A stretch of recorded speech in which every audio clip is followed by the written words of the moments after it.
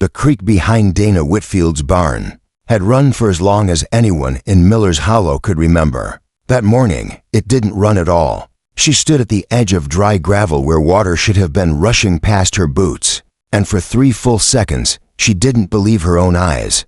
Then she started running. 40-1 goats, 6 horses, 11 acres of pasture that hadn't seen a drop of irrigation since the night before, and a creek bed so bone dry that a lizard was sunning itself on a rock that had been underwater for 2 decades. Her son, Caleb, was 9 years old, barefoot, and already standing at the property line before she caught up to him. He was staring past the fence at something new, a wall of fresh earth, packed and graded, cutting straight across the old creek channel like someone had erased it with a bulldozer overnight. Beyond that wall stood a sign, Hargrove Estate Vineyards, Private Lake Project, coming this fall.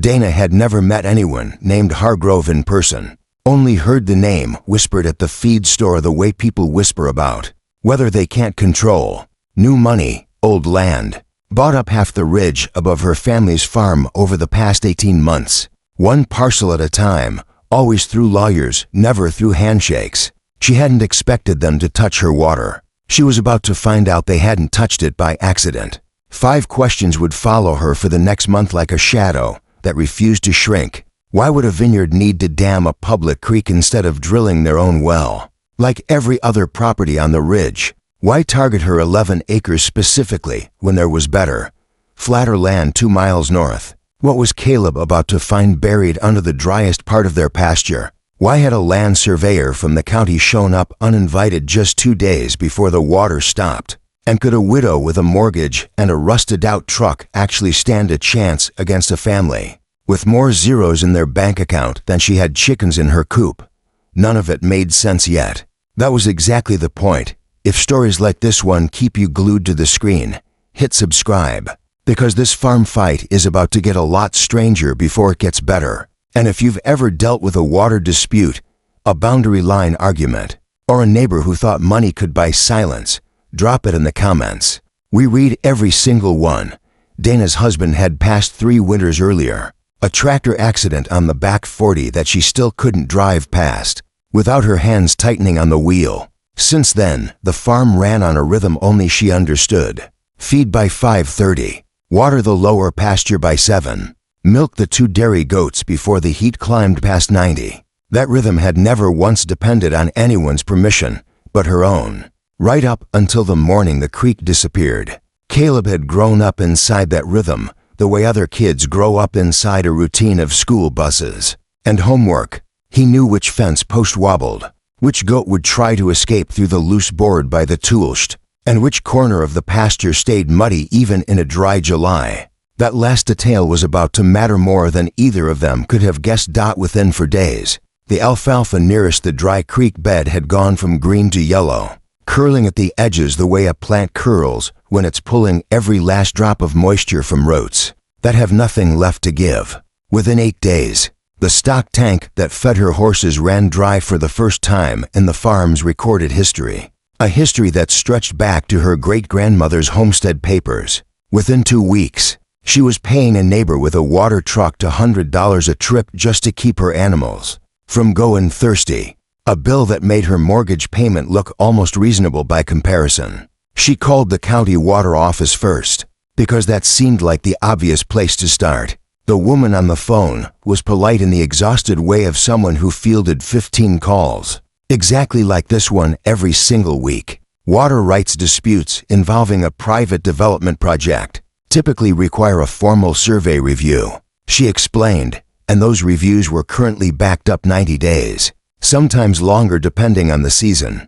Dana asked if there was any way to speed that up given that her animals needed water now. Not in 90 days. The woman didn't have an answer for that. Nobody seemed to. She drove to the county courthouse next, hoping an old plat map might tell her something the phone call couldn't. The clerk there, a soft-spoken man named Foster who'd worked that counter for over 20 years, pulled a thin folder and told her, not unkindly, that the Hargrove family's paperwork for the lake project had been filed and stamped approved 3 weeks before the creek stopped flowing.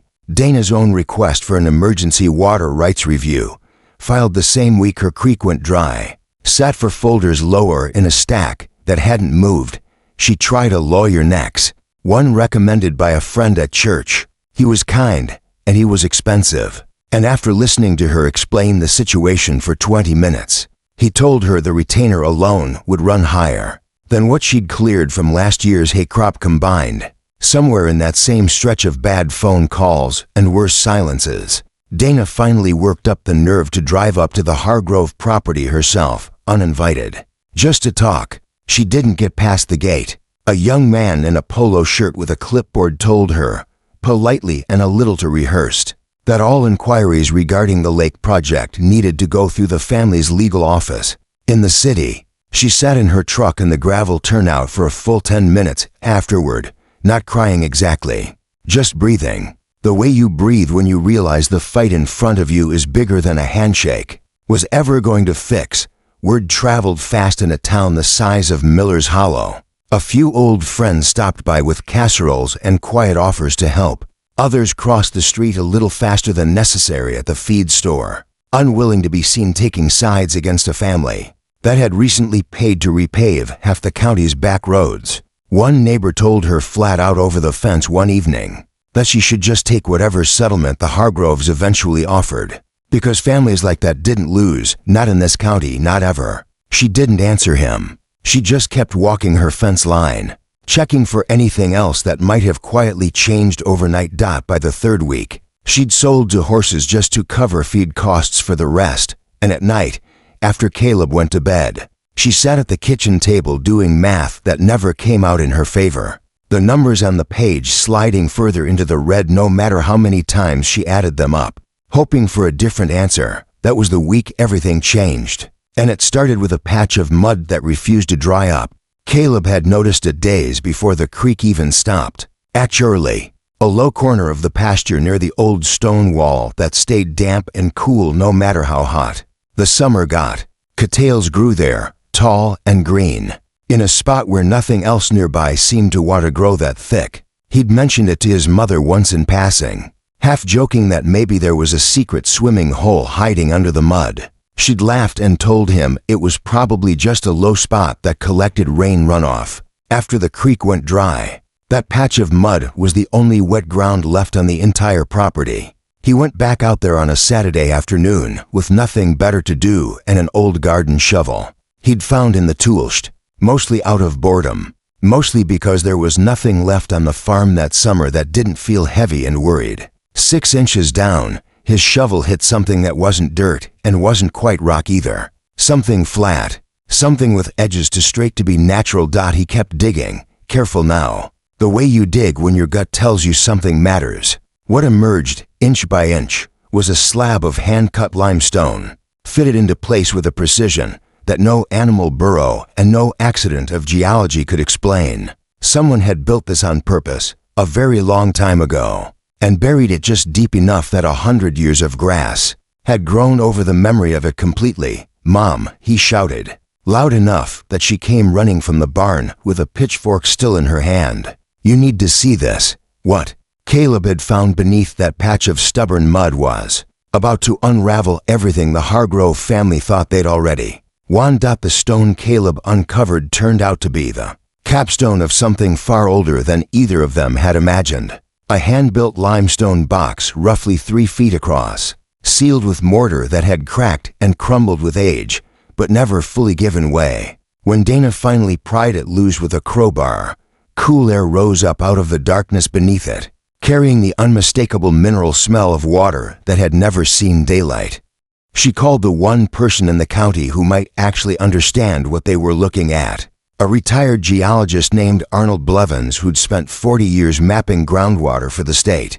Before he retired to raise bees 3 miles down the road, Arnold arrived within the hour, carrying a headlamp and a notebook that looked older than his truck. What he found inside that stone chamber left him quiet for a long moment before he finally spoke. This wasn't a cistern for collecting rainwater, the way Dana had first assumed. It was a spring box, a structure built directly over a natural artesian spring, designed to protect and channel water that came up from deep underground on its own pressure. With no pump, no creek, and absolutely no dependence on anything happening. Upstream on the ridge, Arnold pulled out an old topographic survey he happened to have in his truck and traced a finger along a faint blue line that didn't appear on any modern county map.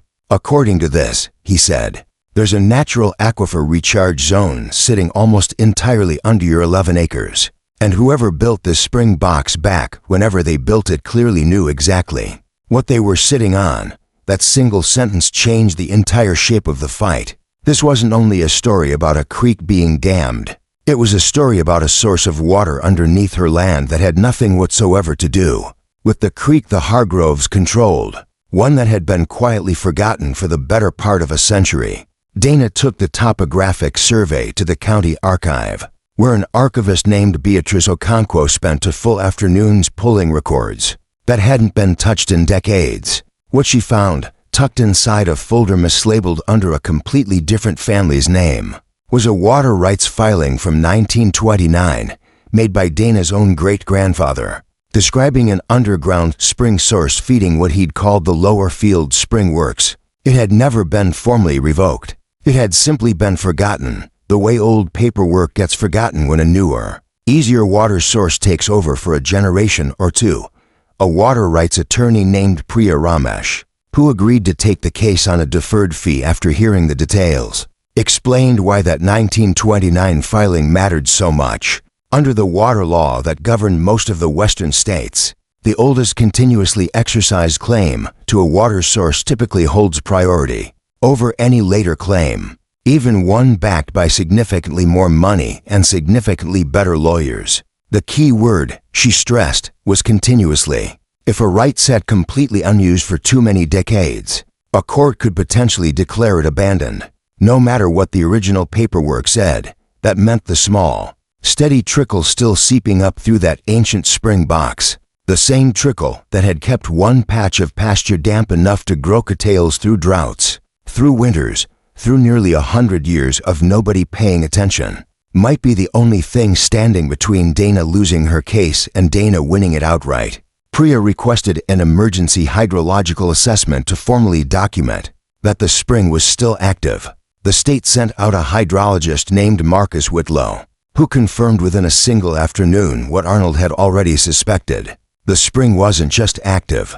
It was strong, fed by an aquifer that extended well beyond the boundaries of Dana's property and directly beneath a significant portion of the land the Hargrove family had recently purchased for their vineyard and lake project. That detail alone was enough to make Priya sit back in her chair and go quiet for a moment before saying what everyone at that kitchen table was already starting to suspect. If this aquifer connection was as extensive as the hydrologist believed, the Hargrove family's entire private lake project might require its own emergency reassessment, because their planned water withdrawal could directly interfere with a senior water right, nearly a century older than their own paperwork. The Hargrove family did not take that news quietly. Their attorneys filed an objection within days, arguing that the old spring box was structurally compromised and posed a safety hazard that justified capping it entirely. A few neighbors, worried that reopening old water filings might drag their own overlooked paperwork into the spotlight, quietly asked Dana to consider dropping the whole thing. And underneath every argument sat one uncomfortable truth nobody wanted to say directly. If Dana's water right was confirmed valid and senior, the entire engineering plan behind the Hargrove Lake, the plan that required rerouting a public creek in the first place, would need to be redesigned from scratch at a cost far beyond what anyone had budgeted for. There was a moment, about a week before the hearing, when Dana almost walked away from the entire fight. A courier delivered an updated settlement offer from the Hargrove family's attorneys, a number large enough to pay off her mortgage twice over and still leave room to buy better land, somewhere quieter, somewhere without a fence line touching people who could afford to outlast her in court indefinitely. She sat with that offer on the kitchen table for 2 full days, turning it over in her hands more than actually reading it. What finally decided her wasn't pride, and it wasn't stubbornness either. It was Caleb, asking her one evening while they fed the horses together whether the cattails were going to make it. Not the money, not the mortgage, Just a 9-year-old boy worried about a patch of grass he'd found by accident, wondering if it would survive.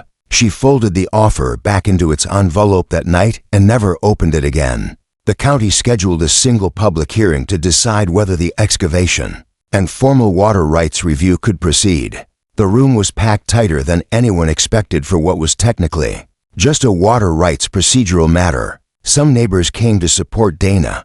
Others came simply to see how it would end. Members of the Hargrove family sat near the front, composed and silent, letting their legal team do all the talking. When Beatrice laid the 1929 filing next to a current satellite map on the projector screen, showing exactly how the old Springs recharge zone stretched underneath both properties, the room went still in a way that had nothing to do with hostility and everything to do with genuine surprise at how much history had been sitting quietly in a mislabeled folder the entire time. The permit passed by a narrow vote.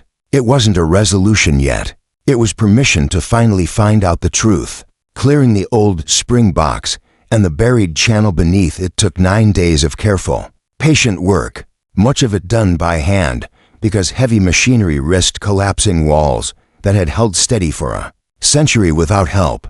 Arnold supervised every step, reminding Caleb more than once that rushing water back into a fragile old structure could destroy in minutes what careful builders had protected for 100 years. When they finally cleared the last obstruction and water reached the surface again on its own, it didn't rush or gush the way a broken pipe might. It rose slowly, steadily, the way water moves when gravity and pressure have been patiently waiting the entire time for someone to simply get out of the way.